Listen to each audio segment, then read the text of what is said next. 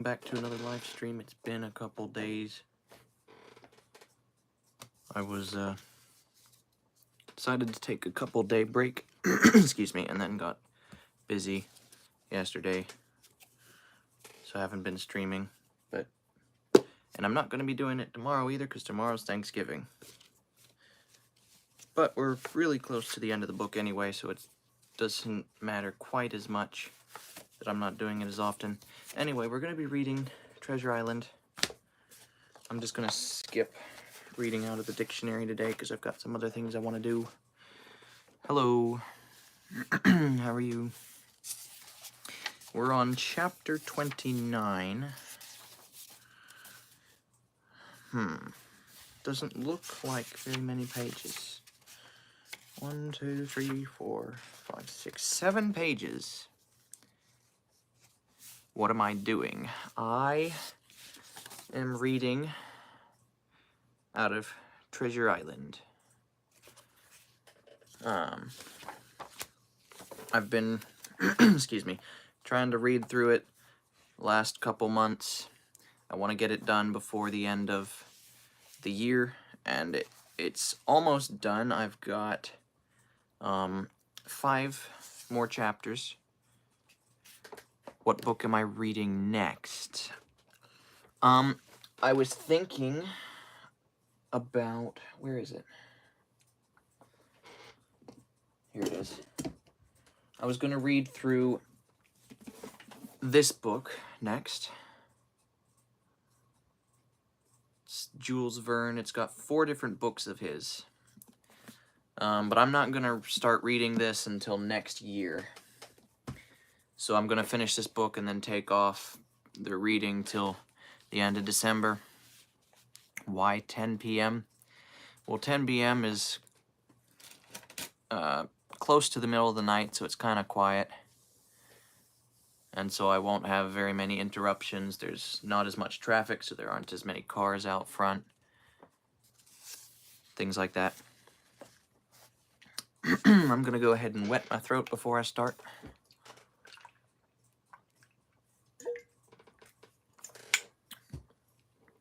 All right. So let's go ahead and start with chapter 29 of Treasure Island.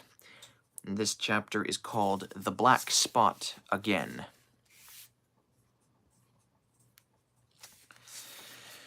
The council of the Buccaneers had lasted some time when one of them re-entered the house and, with a repetition of the same salute, which had in my eyes an ironical air, begged for a moment's loan of the torch. Silver briefly agreed, and this emissary retired again, leaving us together in the dark. "There's a breeze coming, Jim," said Silver, who had by this time adopted quite a friendly and familiar tone. I turned to the loophole nearest me and looked out. The embers of the great fire had so far burned themselves out, and now glowed so low and duskily that I understood why these conspirators desired a torch. About halfway down the slope to the stockade, there were collected in a group. One held the light, while another was on his knees in their midst, and I saw the blade of an open knife shine in his hand, with varying colors in the moonlight and torchlight. The rest were all somewhat stooping, as though watching the maneuvers of this last. I could just make out that he had a book, as well as a knife, in his hand, and was wondering how anything so incongruous had come into their possession, when the kneeling figure rose to his feet, and the whole party began to move together toward the house. "Here they come," said I, and I returned to my former position, for it seemed beneath my dignity that they should find me watching them. "Well, let 'em come, lad. Let 'em come," said Silver cheerily. "I've still a shot in my locker." The door opened, and the 5 men, standing huddled together just inside, pushed one of their number forward. In any other circumstances, it would have been comical to see his slow advance, hesitating as he set down each foot, but holding his right hand in front of him. "Step up, lad," cried Silver. "I won't eat you. Hand it over, lubber. I know the rules, I do." I won't hurt a deputation. Thus encouraged, the buccaneer stepped forth more briskly, and, having passed something to Silver from hand to hand, slipped yet more smartly back again to his companions. The sea cook looked at what had been given him. "The black spot! I thought so," he observed. "Where might you have got the paper?" "Why, hello! Look here now. This ain't lucky. You've gone and cut this out of a Bible. What fools cut a Bible?" "Ah, there," said Morgan. "There, what did I say? Not good'll come of that, I said." "Well, you've about fixed it now among you," continued Silver. "You're all swing now, I reckon. What soft-headed lubber had a Bible?" "It was Dick," said one. "Dick, was it? Then Dick can get to prayers," said Silver. "He's seen his slice of luck, has Dick, you may lay to that." But here the long man with the yellow eyes struck in. "Lay that talk, John Silver," he said. "This crew has tipped you the black spot in full council, as in duty bound. Just you turn it over, as in duty bound, and see what's wrote there. Then you can talk." "Thank'ee, George," said the sea cook. "You always was brisk for business, and has the rules by heart, George, as I'm pleased to see." "Well, what is it, anyway?" "Ah, deposed. That's it, is it? Very pretty wrote, to be sure. Like print, I swear. Your hand a right, George? Why, you was getting quite a leadin' man in this here crew. You'll be captain next, I shouldn't wonder. Just oblige me with that torch again, will you? This pipe don't draw." "Come now," said George. "You don't fool this crew no more.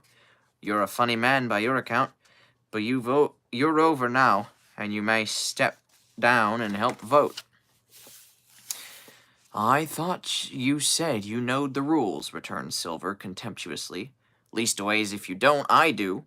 And I wait here, and I'm still your captain, mind, till you ouch with your grievances, and I reply. In the meantime, your black spot ain't worth a biscuit. After that, we'll see." "Oh," replied George, "you don't be under no kind of apprehension. We're all square, we are. First, you've made a hash of this cruise. You'll be a bold man to say no to that. Second, you let the enemy out of this here trap for nothing. Why did they want out? I don't know, but it's pretty plain they wanted it. Third, you wouldn't let us go at them upon the march. Oh, we see you through, John Silver. You want to play booty, that's what's wrong with you. And then fourth, there's this here Hawkins boy." "Is that all?" asked Silver quietly. "Enough, too," retorted George. "We'll all swing and sundry for your bungling. Well, now, look here. I'll answer these pints one after another, I'll answer 'em. I made a hash of this cruise, did I? Well, now, you all know what I wanted, and you all know if... Sorry, I just lost my line. And you all know, if that had been done, we'd have been aboard the Hispaniola this night, as ever was, every man of us alive and fit and full of good plum duff, with the treasure in the hold of her, by thunder. Well, who crossed me? Who forced my hand, as was the lawful captain? Who tipped me the black spot the day we landed, began this dance? Oh, it's a fine dance. I'm with you there. And looks mighty like a hornpipe at a rope's end at Execution Dock by London town, it does. But who done it? Why, it was Anderson and Hans, and you, George Merry. And you're the last above board of the same meddling crew, and you have the Davy Jones insolence to up and stand for captain over me. You that sank the lot of us. By the powers, but this tops the stiffest yarn to nothing." Silver paused, and I could see by the faces of George and his late comrades that these words had not been said in vain. "That's for number one," said the accused, wiping his sweat from his brow, for he had been talking with a vehemence that shook the house. "Why, I give you my word, I'm sick to speak to you. You've neither sense nor memory, and I leave it to fancy where your mother's was that let you come to sea. See, gentlemen of fortune, I reckon tailors is your trade. Go on, John, said Morgan. Speak up to the others. Ah, the others, returned John. They're a nice lot, ain't they? You say this cruise is bungled. Ah, by gum, if you could understand how bad it's bungled, you would see. We're that near the gibbet that my neck's stiff with thinking on it. You seen 'em, maybe, hanged in chains, birds about 'em, seamen pinting them out as they go down with the tide. Who's that? Says one. That? Why, that's John Silver. I knowed him well, says another. And you can hear the chains a-jangling as you go about and reach for the other, I don't know how to pronounce that word. I'm going to pronounce it by.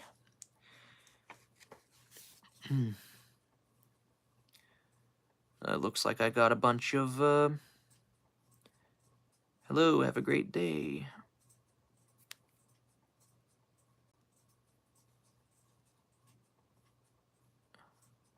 Another retracted message.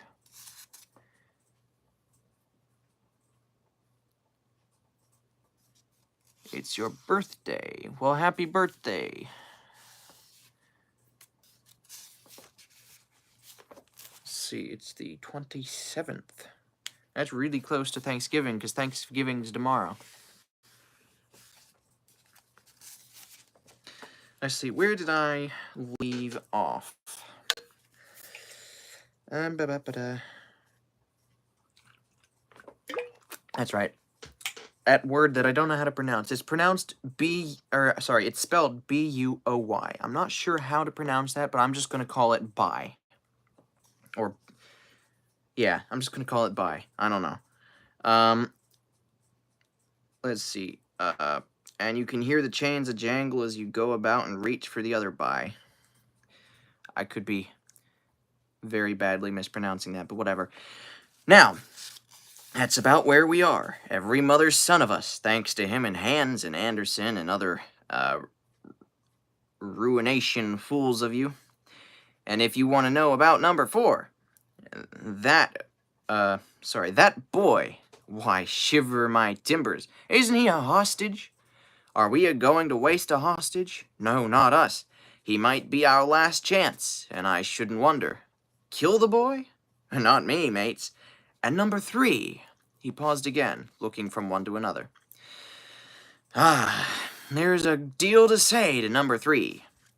Maybe you don't count it nothing to have a real college doctor come to see you every day. You, John, with your head broke, or you, George Mary, that had the there's another word I don't know how to pronounce. A-G-U-E. Ague?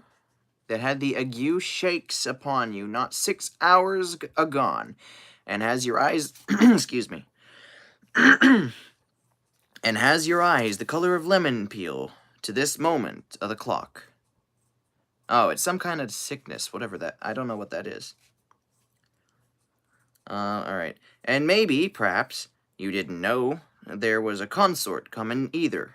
But there is, and not so long till then, and we'll see who will be glad to have a hostage when it comes to that. And as for number 2, and why I made a bargain, well, you came crawling on your knees to me to make it.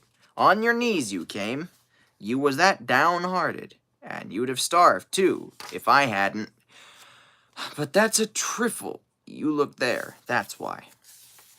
And he cast down upon the floor a paper that I instantly recognized.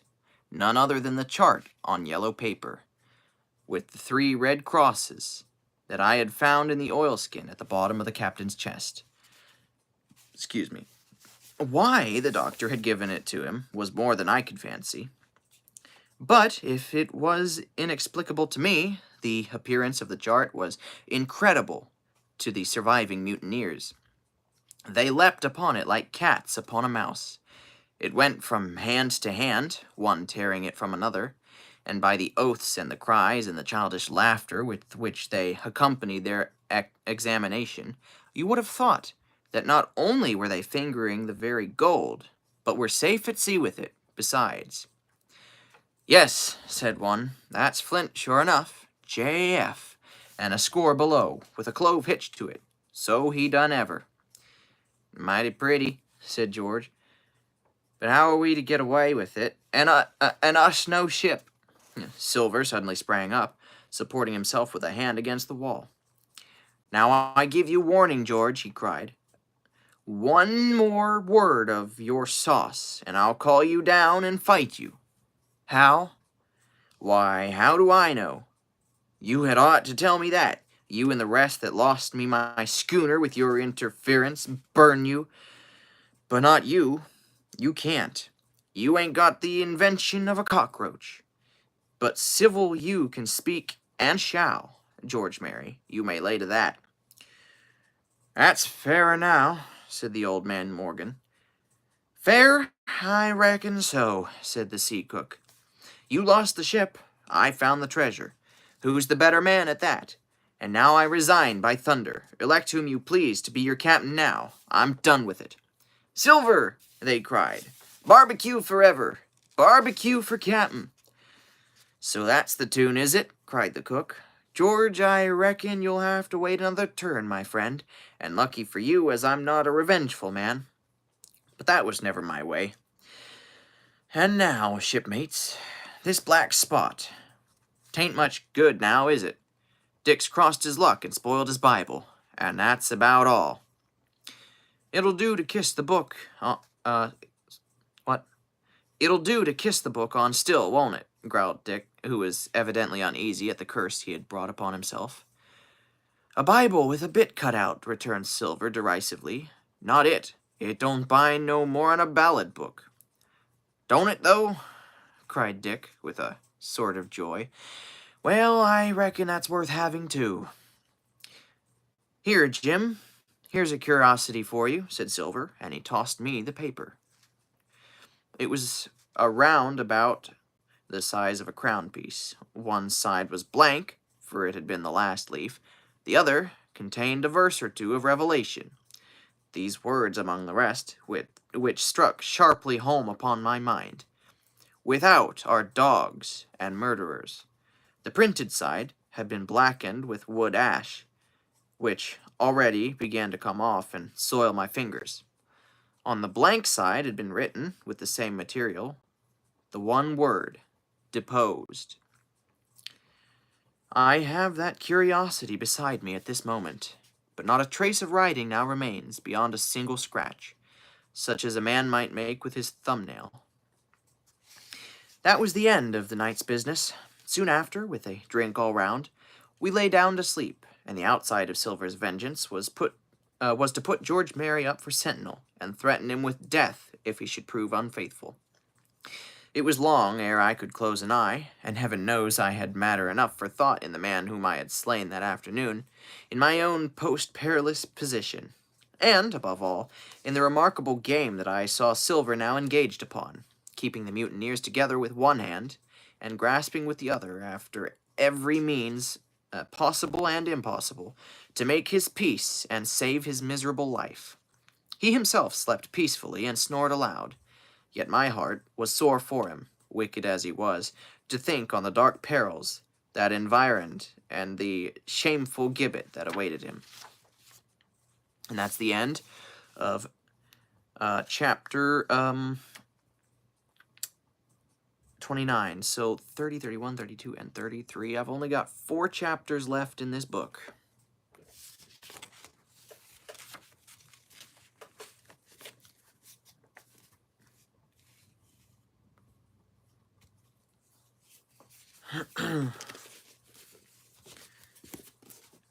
Oop, I put the covers on backwards.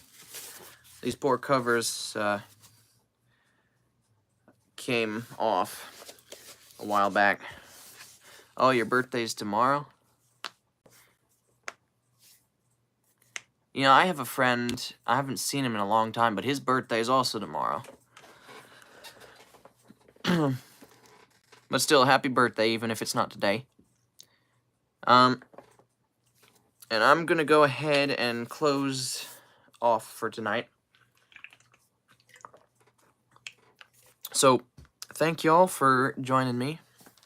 If you enjoyed this reading, consider leaving a like. That always helps me out, makes the videos more visible to other people. Am I going to be here tomorrow? No. So tomorrow's Thanksgiving, as you know, and I'm going to take off for Thanksgiving. And who knows when I'm actually going to start over again, because I've been taking so many days off. But I've only got 4 chapters, so it's not really any rush. As long as I get those 4 chapters in before the end of the year, I'm good. But anyway, Friday. I might read another chapter on Friday. We'll see what happens. Excuse me.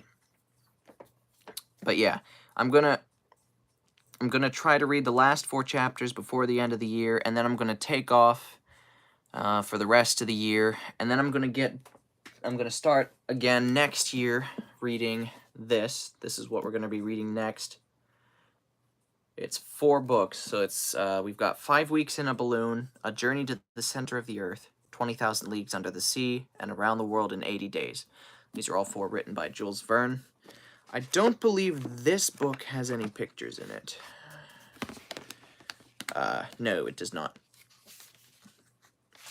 But it should still be interesting. Alright. Well, anyway, y'all have a good Thanksgiving. I'll try to read another chapter on Friday, but we'll see what happens. You're gonna watch till I'm done?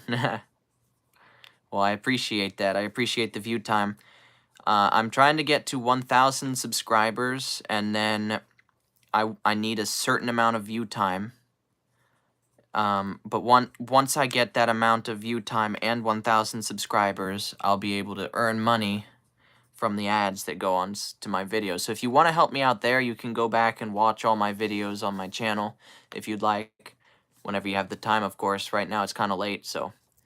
But if you'd like to go back and watch all those, I would appreciate that as well. And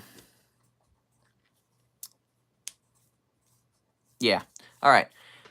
Well, I've got some things I want to do before I get to sleep, and it's already late, so I've said this a couple times, but I'd say this for the last time. I'm going to turn this off, so y'all have a good Thanksgiving, and also have a good night. God bless.